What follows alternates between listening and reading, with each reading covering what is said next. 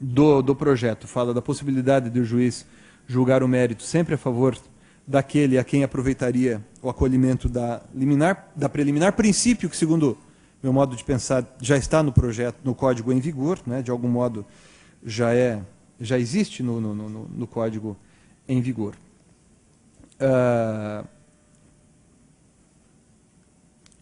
O projeto de Código de Processo Civil também, na parte dedicada à coisa julgada, melhor dizendo, na parte que fala da extinção do processo sem julgamento do mérito, né? Aqui, 473, parágrafo 1º. Porque há uma controvérsia muito interessante nos dias de hoje quanto a se saber quais os efeitos da sentença que extingue o processo sem julgamento do mérito por falta de uma das condições da ação. Como mencionei, o projeto não opta por chamar as hoje consideradas condições da ação de condições da ação. No entanto, o projeto opta pelo seguinte: sempre que o juiz extinguir o processo por falta de legitimidade de causa ou por falta de interesse, a propositura daquela ação, que na verdade já não será a mesma, só será possível, só será admitida, né, se a parte corrigir o vício. Na verdade, com esse parágrafo 1º do artigo 473, a extinção do processo sem julgamento do mérito por falta de uma das condições da ação vai produzir efeitos similares aos da coisa julgada, né, no caso de sentença de improcedência do pedido. Eu conheço muita gente que até hoje sustenta que a sentença que extingue o processo por falta de condição da ação não faz coisa julgada. O artigo 478 trata da possibilidade de o juiz proferir sentença líquida, ainda que o pedido seja ilíquido. Essa se tornará a regra. No Código em vigor, isso é regra apenas em alguns procedimentos, né? Por exemplo, em ação de indenização por acidente de trânsito e assim sucessivamente. Né? O projeto optou por outro caminho. E aqui houve inspiração em algumas legislações de fora do país, no seguinte sentido: na ação relativa à obrigação de pagar quantia, ainda que formulado pedido genérico, a sentença definirá desde logo a extensão da obrigação, né? Salvo quando, na verdade, o juiz vai ter que verificar se incidem no caso concreto uma dessas exceções aqui mencionadas. Primeiro, não for possível determinar de modo definitivo o montante devido.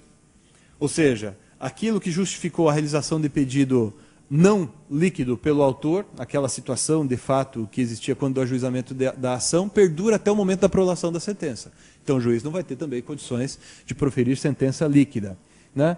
E, inciso segundo, a apuração do valor devido depender de produção de prova de realização demorada ou excessivamente dispendiosa, assim reconhecida na sentença.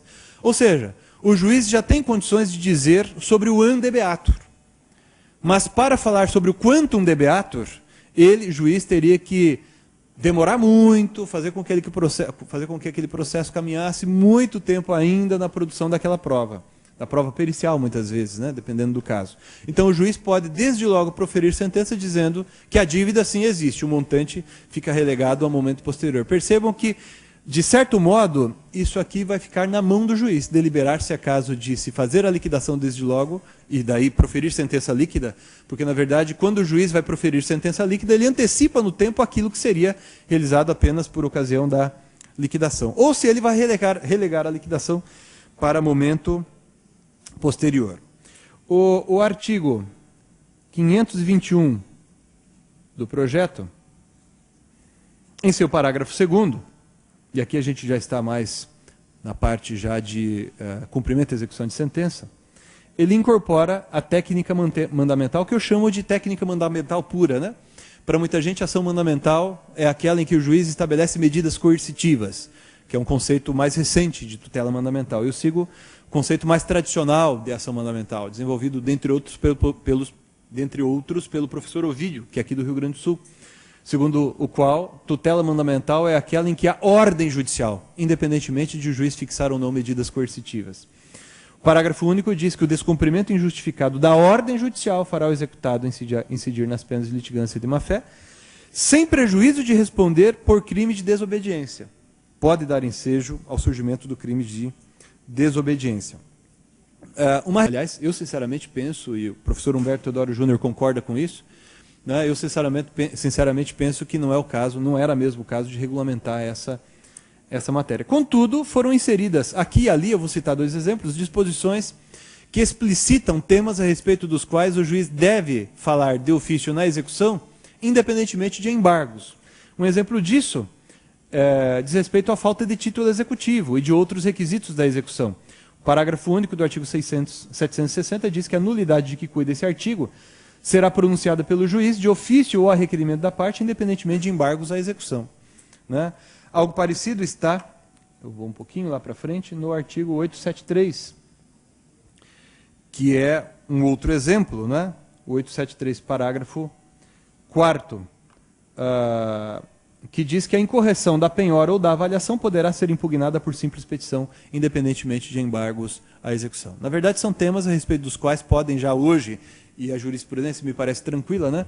Podem ser tratados hoje através de exceção de pré-executividade, mas nós recebemos muitas sugestões, eu mesmo li um monte de sugestões, no sentido, alguns inclusive sugeriam que a gente colocasse exceção de pré-executividade, outros objeção de não executividade, e assim por diante, né? E eu disse, eu sugeri, não vamos inserir nome algum, vamos apenas tratar da matéria. Na verdade, o nome da petição que você usa para alegar esse vício no curso da petição é o menos relevante. O artigo 810, e é muito extenso esse artigo 810, eu não vou falar dele com muita demora. O artigo 810 fala da penhora online, né, que é o mecanismo já largamente empregado entre nós. Ele regulamenta um pouco mais a técnica da penhora online, amplia os poderes dos juízes, aqui nesse caso, se bem que eu não sei se vocês juízes, né, aqui presentes, precisam de ampliação de poderes em relação à penhora online. Né? Mas pelo menos de algum modo regulamenta. Uma novidade, que foi uma sugestão que nós recebemos e que foi aqui acolhida, diz respeito à responsabilidade da instituição financeira que demora para fazer o cancelamento da penhora online. É uma questão complicada essa. Eu tenho conversado com muitos colegas e muita gente diz que essa norma aqui vai cair no vazio, né? Que é muito difícil fazer com que esta regra aqui pegue. Eu tenho que correr, que eu já estou falando quase 40 minutos. O artigo 841 do projeto, fala do preço vil. Hoje, o código não diz sobre o que é preço vil. Né? O projeto opta por considerá-lo, né, no percentual de 50%, ou seja, de 50%, salvo se o juiz estabelecer outro percentual. Né? Há na jurisprudência hoje decisões para todos os gostos, né? 60%, 50%. O projeto optou por esse caminho. O artigo 842 do projeto, ele estabelece que é o juiz quem estabelece as condições em que serão realizadas, ou será realizada, a alienação. Exemplo, hoje o Código em vigor estabelece que, em se tratando de arrematação de bem imóvel, o juiz não pode aceitar qualquer garantia, se o imóvel for arrematado de modo parcelado, por exemplo. O juiz só pode aceitar em garantia a hipoteca sobre o mesmo imóvel, sobre o próprio imóvel. Eu não vejo sentido nisso. Eventualmente o arrematante tem ali uma fiança bancária para oferecer, que é uma garantia que pode ser considerada segura também, eventualmente até de maior liquidez que a própria hipoteca sobre o imóvel arrematado. Mas o juiz da execução que vai estabelecer o preço mínimo, né? Então percebam, o preço mínimo pode não ser de 50% do valor da avaliação. O juiz pode estabelecer um percentual menor, conforme o caso, em atenção às peculiaridades do caso. Né? As condições de pagamento e as garantias que poderão ser prestadas pelo arrematante. Não está aqui nesse contexto, mas a sistemática da execução no projeto acaba com aquela ideia de primeira e segunda asta pública. Né? Primeira asta pública pelo valor da avaliação, segunda asta pública por qualquer valor, desde que o valor não seja considerado vil. Nós já vamos direto para a possibilidade de alienação do bem, ainda que por valor inferior ao valor da avaliação. Né? Isso foi aqui admitido. Bom, tem outras mudanças interessantes em relação à execução, mas eu, para tentar otimizar aqui meu tempo, vou pular para a parte já de recursos, além do que estamos aqui em um tribunal. O artigo 882, tenho certeza de que muitos colegas que me antecederam comentaram a respeito, né, dessa principiologia que trata dessa tentativa, que é algo que descende do princípio da segurança jurídica, tentativa de que os tribunais, ou pelo menos um incentivo para que os tribunais sigam a sua própria jurisprudência e sigam jurisprudência de tribunais superiores.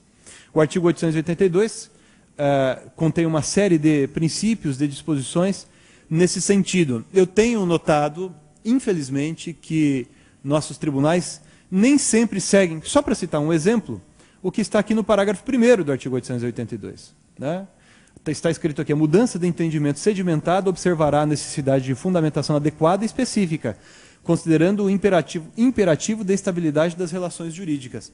Para citar um exemplo, o Supremo Tribunal Federal, há poucos meses, mudou a jurisprudência tranquila, pacífica, sedimentada do próprio Supremo sobre a coisa julgada em ações de paternidade. O Supremo não vinha admitindo relativização de coisa julgada em ações de paternidade de maneira alguma. Mas, de repente, naqueles casos que foram ali mencionados naquele julgado, na verdade, há bem pouco tempo foi proferido esse julgado, se admitiu a relativização da coisa julgada. Só que o que me causou estranheza foi o fato de, no voto, ou melhor, nos votos do acórdão, não ter havido menção alguma a nenhum dos precedentes anteriores do Supremo em sentido contrário. Ou seja, foi uma mudança de jurisprudência sem dizer que, na verdade, havia uma outra jurisprudência em sentido oposto e por muito tempo, né, naquele tribunal. Então me parece o seguinte, que se os tribunais resolvem dar uma guinada na sua jurisprudência, como foi o caso, e nós experimentamos isso diariamente, eu sou advogado, advogo na área empresarial e fico, às vezes, atordoado com mudanças de jurisprudência na área de direito tributário, né? E não raro os tribunais superiores, especialmente, nos pegam de surpresa, né? Com mudanças de jurisprudência, e também não raro sem se preocupar com os porquês de se estar abandonando uma orientação jurisprudencial antes seguida, né? Não foi pretensão da comissão. Muita gente lê esse artigo do projeto e diz assim: vocês querem transformar o Brasil em common law, direito brasileiro em common law. Não, não foi essa a pretensão. Nós entendemos, pelo menos eu entendo, que nós temos uma história própria, nós temos que, evidentemente, nos preocupar com a ideia de construção de uma jurisprudência integral, uma jurisprudência mais cuidadosa, por assim dizer, mas me parece que nós devemos estudar como as coisas funcionam lá no sistema de common law, mas nós não vamos seguir aquilo ali à risca, né? Esse é um assunto para um outro tema, isso vai longe. Mas o artigo 882 vela pela segurança jurídica. É o que me parece importante dizer em relação a esse artigo. O artigo 919, que fala da ação rescisória, prevê a possibilidade de ajuizamento da ação rescisória, aqui inciso 7º, com base em prova nova. Hoje, a norma fala apenas em documento novo. O artigo correspondente do Código de Processo Civil fala apenas em documento novo. O projeto adotou a ideia de prova nova. Aqui o projeto resolve o problema de, por exemplo, só agora eu ter condições de produzir o exame de DNA. Né? E daí eu poderia, pelo menos em princípio, pelo menos em tese, realizar um novo exame de DNA e ajuizar agora a ação rescisória, e não nova ação de investigação de paternidade. Né? Uma outra mudança que me parece interessante em relação à ação rescisória diz respeito ao termo inicial desta ação. O artigo 928 caput reduz o prazo da ação rescisória de 2 para 1 ano. Né? Se extingue em 1 ano, contado do trânsito em julgado da decisão, como regra. Mas o parágrafo único estabelece o seguinte, que se fundada a ação rescisória no artigo 919, incisos 1 e 6º, primeira parte, o termo inicial do prazo será computado do trânsito em julgado da sentença penal. Então, por exemplo, uma sentença penal que, no caso do inciso 1º do artigo 919, uma sentença penal que ateste que a sentença foi proferida em prevaricação, concussão ou corrupção de juiz. Eu tenho sustentado, seguindo neste ponto, uma linha doutrinária de uns colegas lá da Espanha que sustentam também isso, que a sentença proferida como produto de corrupção não é sentença, é produto de um crime. O juiz que pratica e profere uma sentença, na verdade, praticando o ato de corrupção, ele está praticando um crime, não proferindo sentença. Ele não está sendo juiz. Nesse caso, o que há, na verdade, é ausência de ânimos judicandi. Ou seja, eu não tenho sentença. Eu tenho um simulacro de sentença. Eu até sustento que isso aqui não faz coisa julgada jamais. Mas o projeto, ele não opta por uma linha doutrinária. Ele quer ser pragmático. E para resolver isso, do ponto de vista da prática, qual foi a opção do projeto? Estabelecer que o prazo para ajuizar a ação rescisória, nesse caso, começa da sentença penal que disser que houve, de fato, corrupção, por exemplo.